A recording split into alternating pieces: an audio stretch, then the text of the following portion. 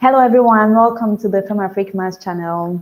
We are excited to bring you our first interview for the year 2021, and we have our master with us. Welcome to our channel, and we would like you to start by introducing yourself, who you are, your journey through mathematics.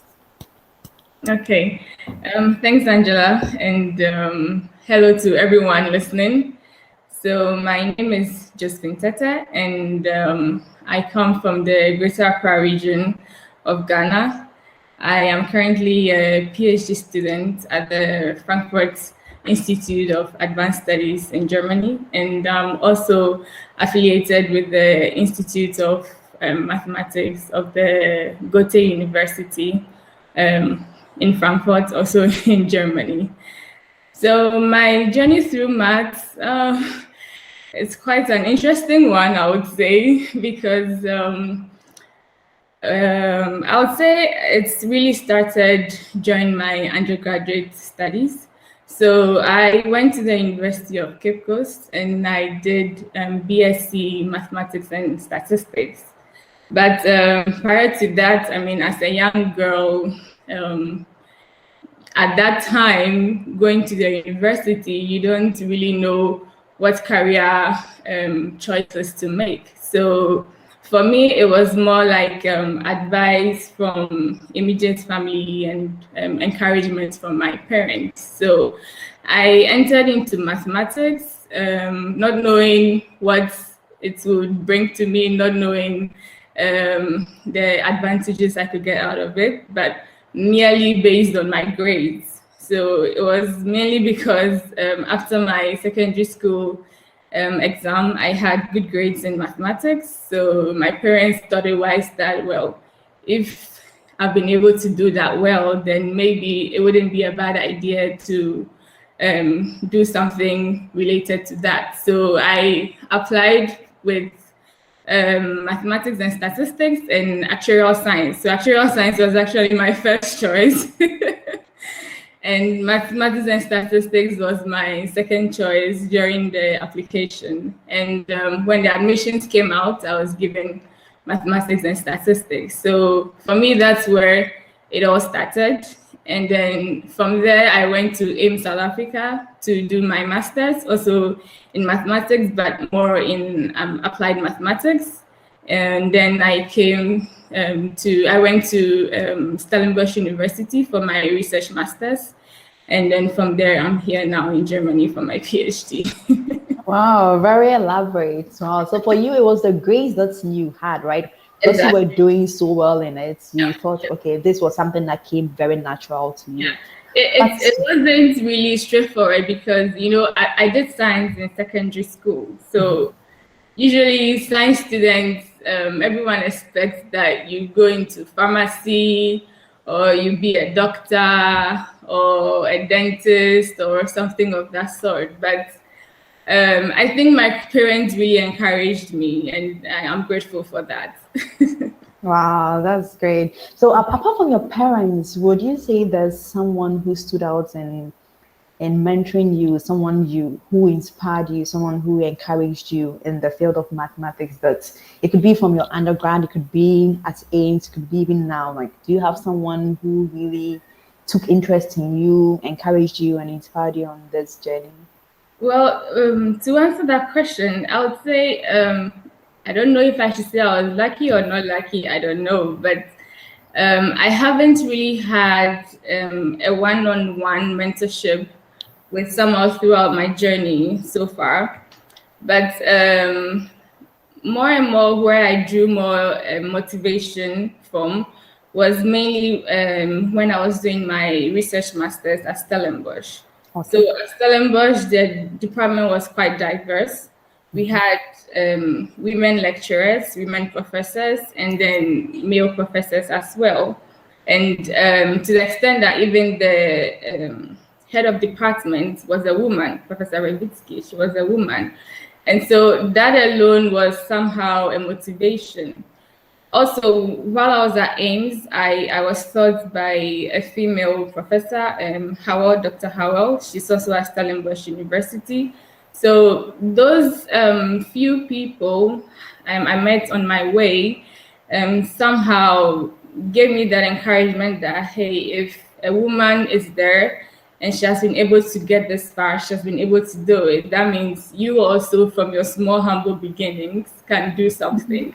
So even though I didn't get a one-on-one mentorship, I think those women I met really strengthened me in the process. Yeah. Wow, very interesting. So I also have a similar story, and which is in line with what we are doing. So when I was an undergrad, I had a lecturer who was a female, but also the head of the mathematics department. And just like you said, seeing someone like me in that position made me believe that I could also aspire to it. And that's one reason we do this hashtag Time with Maths Queens, Femafricmaths campaign, because we see that it's important that girls see mentors, right? They do not necessarily have to be in the same physical space with the girl.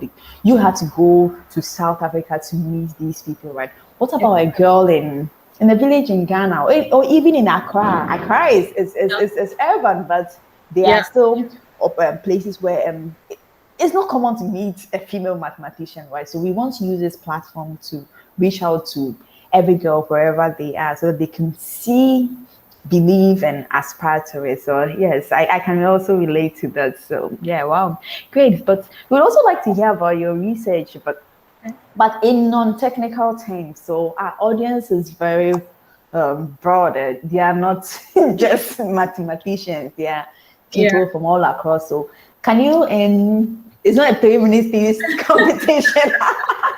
Should I make it 2 minutes? Can you tell us briefly your research in 2 minutes, a summary? Yeah. Okay. I'll try to make it understandable to accessible. Yes, accessible to a layman. So, currently, my research is into antibiotic resistant infections. So, okay, to a lay person. Okay, so the main aim of or the main idea behind this project is the fact that over the years there has been an increasing number of antibiotic resistant infections.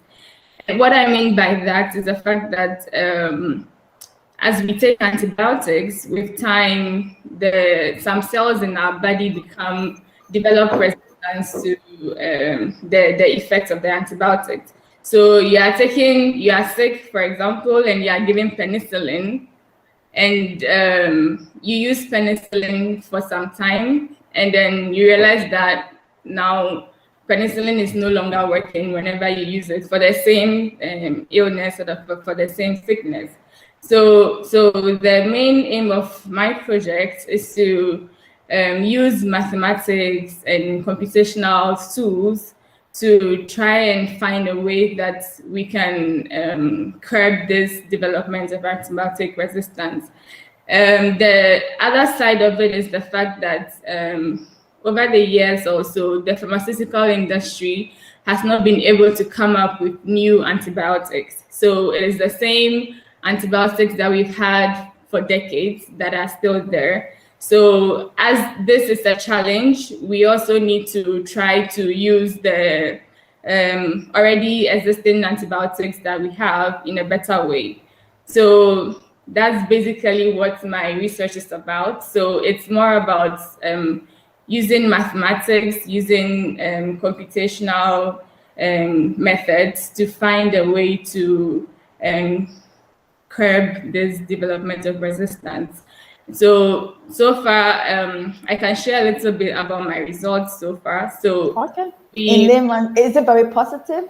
It is positive. So there is another phenomenon, maybe not to go too much into details. Yeah, don't give us the technical details. I wouldn't go into details, but there is a phenomenon that when you are taking an antibiotic, sometimes what happens is that the cells which are becoming resistant to that antibiotic are becoming sensitive to another one, in the sense that even though you are treating with this one, they will respond to treatment with another type of antibiotic. So what researchers over the years have proposed to do is that we should cycle these types of antibiotics, these types of drugs. So maybe I give you penicillin today, tomorrow I give you another medicine, or over time. Maybe I give penicillin today, maybe 2 weeks later, 3 weeks later, maybe 2 or 3 weeks later, I give you another antibiotic. So in that manner. So so far, that is what I am working on. Wow, very interesting. Too technical. Wow. No, I understand. You are saying, okay, from my own words, you are saying that we have different antibiotics, and sometimes the body resists certain types of antibiotics, but they respond better to another type. So instead of giving a patient one type of antibiotic anytime they need it, try to sample. So today you try with this, the other day you try, so that the cells which are receptive to the others will adapt more to it. Yes. Wow. What I said. Wow, that's very interesting, right? Wow. Yeah, I find it also very interesting, and I like the idea because I'm also somehow doing mathematics, but I'm also passionate about health. So I find it as a good balance for me to use my mathematics, but also to do something related to health, which I really enjoy to do. Yeah, so this is a question related to COVID, right? So I've been hearing in the news that people are self-medicating and taking antibiotics because they believe it's going to protect them from contracting COVID. What is your take on it? Well, first of all, self-medication on its own is not advisable. I don't think any doctor anywhere is going to advise you to self-medicate. So that on its own is already inappropriate. And to add to that, another reason why these antibiotic-resistant infections have become popular lately is also because of the misuse of antibiotics. So people, and it's very prevalent, for example, in our African culture, because you are sick, you have some kind of illness, they'll tell you, oh, go and take amoxicillin, you'll be fine. Or go and take this and you feel better. So these little abuses and misuses of antibiotics also leads to these resistant infections. And as a matter of fact, the issue of antibiotic resistant infections is also another pandemic on its own, which has been given very little attention. Research is saying that by 2050, if nothing is done, there will be over billions of people dying out of antibiotic resistant infections. And that is really frightening.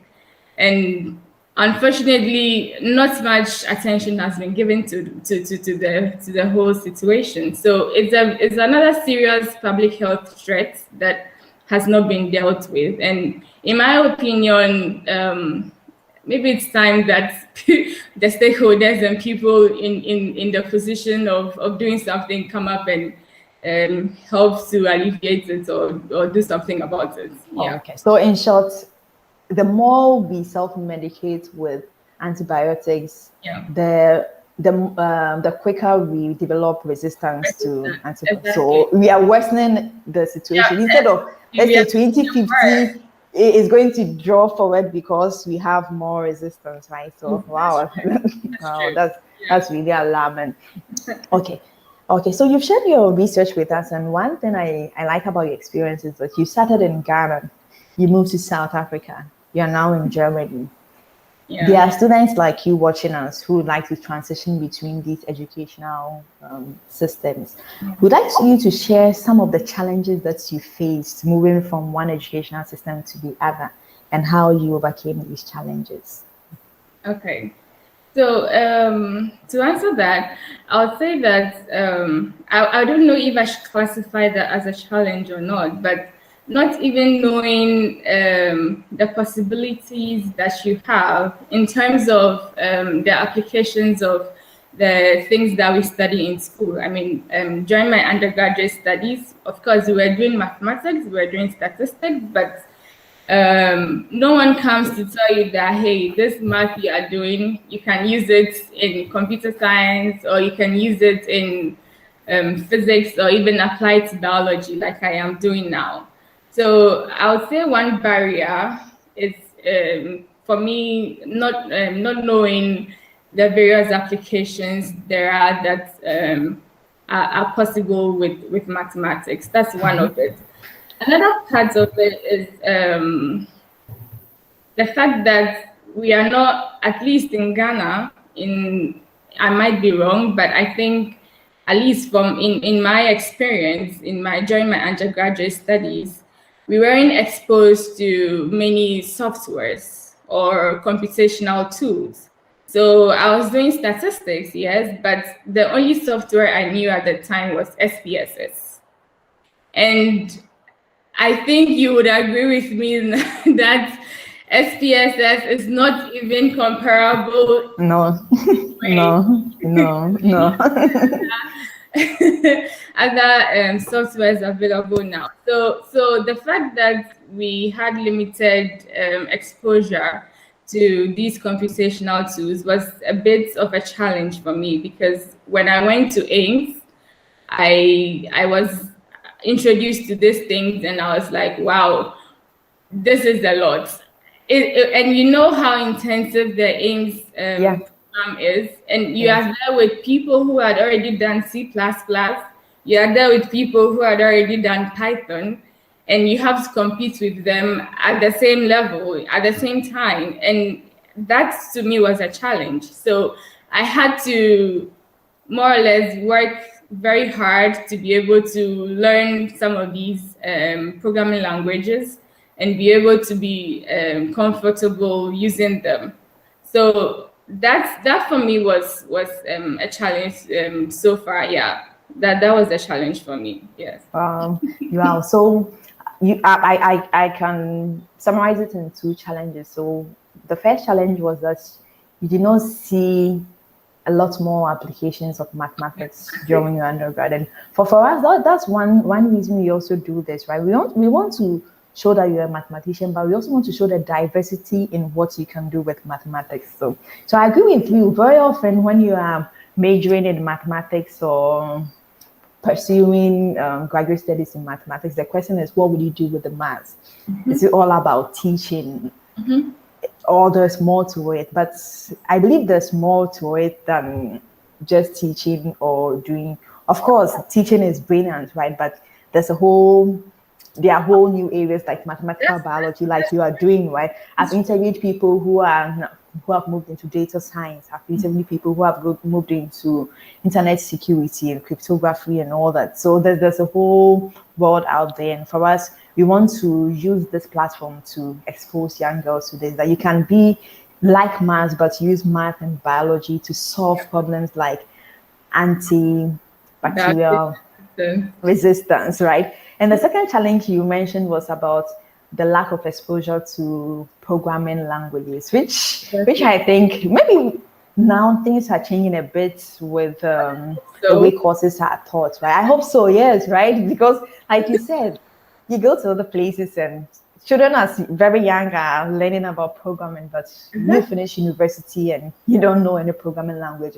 But I like the fact that it was a challenge, but you going to Ames was a solution, right? Because personally, throughout my undergrad, I didn't learn any programming language. But at Ames, like you said, you go and Python is thrown at you in the first, was the first block. And sometimes, computers are things you're not even familiar with, and you are supposed to write codes and run it and type.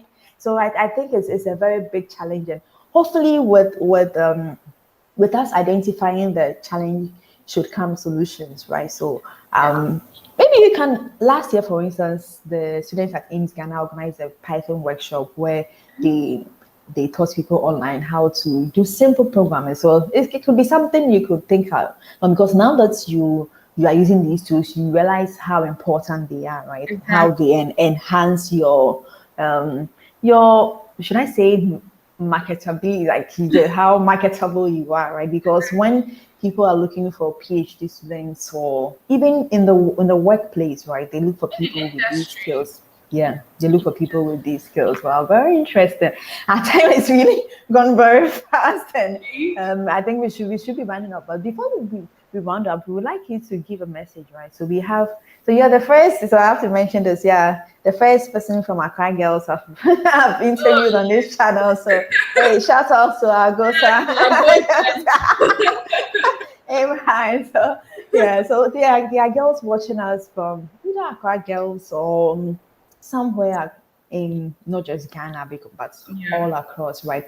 What will be your message to them that will inspire them? So because our aim is that our vision is to see girls being confident to choose careers in mathematics related fields. So what would be your encouraging message to this girl watching us, and so that once they hear you, they'll be fired to go for it? Yeah. Okay, so to any young girl out there who is listening to me, one main thing I'd like to tell you is to personalize your learning. I would explain that. So I was telling about my experience at Ames in South Africa, and to me, it was really an eye-opener. And I was in a class with people from all over Africa. We were taught by professors from all over the world. And the competition there alone, to be able to, so to say, pass Or fit in, right? Fit in the class. Exactly, or fit in, because from your small little corner somewhere, you would think that, oh, this person is better than me because maybe the teacher is teaching and the person is asking questions or is answering questions, or you feel the person is doing well. What I would like to say about that is, do not compare yourself with another person. And that would be how should I put it? Because it will be a great disadvantage to you. That's why I say personalize your own learning. Make sure that you are learning, make sure that you are progressing in your learning, but do not make the mistake of always comparing yourself to another person. Because mind you, what you have, something there might be something that you are good in, but the person is not that good at, or there is something that the person is very good at that you're also not good at. So find your own balance, find your own path and take it. But don't make the mistake of always comparing yourself to another person. Wow. One other thing I'll say is that to take advantage of opportunities that come your way. So perhaps you want to pursue a career in a certain field, but at a certain moment you are not having opportunities in that field or something. You can take the opportunities that are available to you at the time and use that, and you'll be surprised where that will lead you. So yeah, those are the two things I can say. Don't compare yourself, personalize your own learning process, and also take opportunities that come your way. Wow, very interesting. Which is something, when you were mentioning it, it reminds me of when I was, very recently, I was a student, right? But it takes me back to the classroom, right? Yeah. But growing up, like you said, very often we compare ourselves to others, forgetting that we all have different learning curves, right? Exactly. So I can understand things maybe right from class. Others will take 2 hours of extra reading to get it. Others will take a support of a tutor or a lecturer to get the person to understand it better. Right? But you personalizing it means that you identifying which of these categories you fall into and trying to use whatever works there to push you up. And instead of you comparing yourself, and instead of building on your strengths, you are just going to cry over your weakness. And I think it's very powerful. So to any masculine watching us out there, Josephine says that personalize your learning and don't compare yourselves to others. We all have different learning curves. And the second one is to make use of the opportunities that come your way, which is something I also agree with, because the difference between you and someone who has the same credentials as like before you, when there was this, you saw opportunities, but you also grab them and you use them very well. You don't just sit there and say, I want to become a mathematical biologist, right? You have to go for the opportunities and make good use of it, right? So wow, Yeah. that's very profound. So our math queens, make good use of your opportunities. Thank you very much, Josephine, for honoring our invitation, and we look forward to sharing your inspiring story with the whole world. Thank you. Thanks for watching. Bye.